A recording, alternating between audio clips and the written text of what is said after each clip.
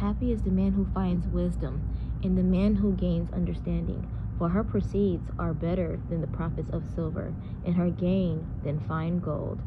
She is more precious than rubies, and all the things that you may desire cannot compare to her.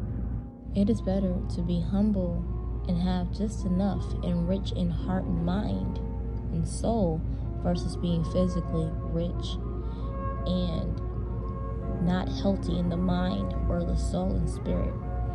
And the difference between those two people is one person has the favor of God in their lives and the other person had the favor of man.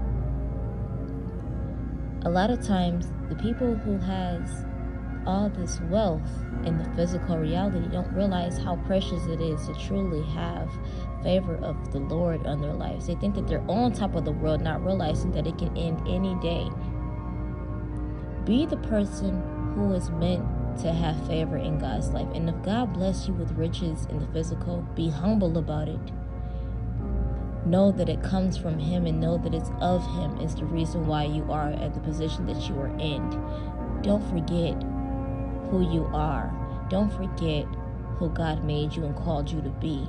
There were many great leaders in the Bible, such as Moses, or such as a person as John the Baptist, or even Jesus' story. It doesn't matter where you come from, but know that God will show favor in your life. Remember, Moses was a prince until God came to him and told him all these things of his past that he had no idea about, and he ran off into the wilderness and he found a new life, and God called him back to go save his people.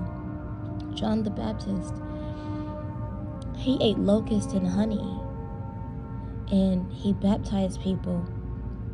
Jesus, he come from a virgin mother and a carpenter as a father, stepfather, and his father in heaven. But yet, he was truly recognized for who he really was. All those great men were recognized for who they were. No matter the background, they lived for God, the Most High. And the most important one of them all is the Son of God in human form, God Himself. He was the sacrificed lamb. Yes, there were many greats before Him, but He was the greatest of all.